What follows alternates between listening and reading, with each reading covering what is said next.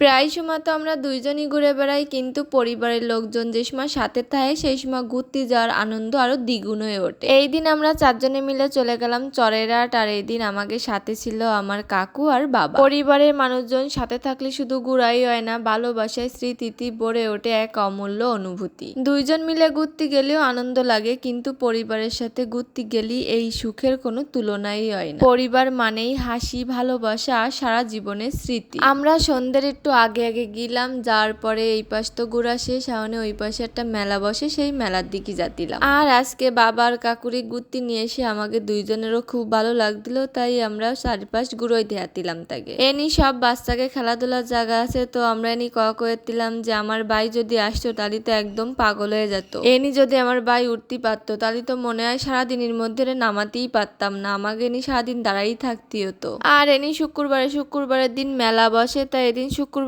ছিল না, তাই মেলার বসিনি, বাচ্চাকে খেলাধুলার জায়গায় এনে ছিল বেশি। চারিপাশ ঘুরে টুরে দেহে আমরা চলে গেলাম এক কাপ চা খাতি। আমরা কেটলিওয়ালা চায়ের দোকানেতে খাইলাম চা, কারণ এই দোকানে না জম্বের সুন্দর চা বানায়। আমি যখনই যাই তখনই এই দোকানেতে আমি চা খাই, তো এই দিন নিয়ে নিলাম আমরা মশলা চা। দুধ চাটা আমার বেশি ভালো লাগে, কিন্তু মশলা চাটাও একদম খারাপ না, এটাও ভালো ছিল। আমরা এনি বসে বসে চা খাতিলাম আর মেলা গল্প টল্প করতিলাম সবাই মিলে। পরে রাত হয়ে যাচ্ছিল, তাই আমরা আর বেশি দেরি করিনি, চা খাই উঠে গেলাম আর বাড়িতে ভরপুর খাওয়া দাওয়া করে গেলাম, তাই আমরা বাইরের আর কিছুই খাইনি। তাহলে আজকের মতো টাটা।